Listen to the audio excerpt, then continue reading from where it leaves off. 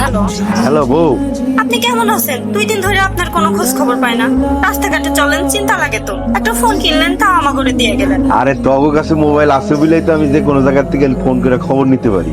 আমি ভালোই আছি। আচ্ছা টুনি কই? বা আপনি কবে আইবেন? আমার জন্য ঈদে একটা নীল জামা আর নীল ক্লিপ নিয়ে ও নীল জামা নীল ক্লিপ লাগবো। আচ্ছা আচ্ছা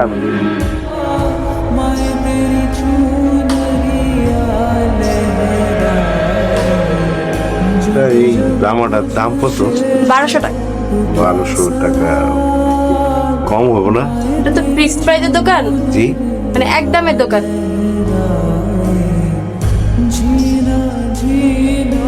আরে মামা জেনারেল হসপিটাল চলো। যাবো না মামা। আরে কেন যাবো না? আরে কইলাম তো। আরে ভাই কি ব্যাপার, আপনি আমার রিক্সা উঠলেন, কইলাম না যাবো না আমি। টাকার জন্য রিক্সা চালাও না? আরে টাকা দিলে আমি যাবো না, আপনার নামেন। তোমার 500 টাকা, তুমি 1000 টাকা তুমি যাবা? আপনি সত্যি আমারে 500 টাকা দিবেন? অবশ্যই দিমু।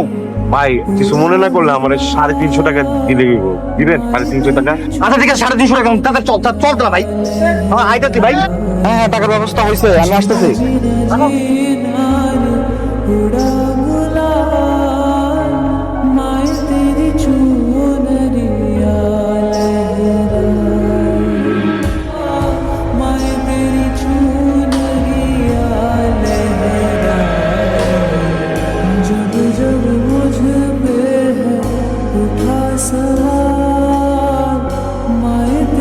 এতগুলো টাকা ফেরত দিয়ে দিলেন?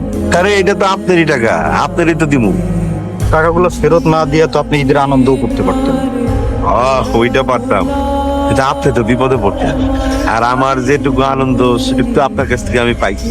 আমার মাইয়া টুনি একটা নীল জামা কিনতে দেখছিল, আমি সেই জামাটা কিনছি। ঈদের দিন টুনি ওই নীল জামা পরে আমার সামনে দিয়ে ঘুরবো, এটাই আমার।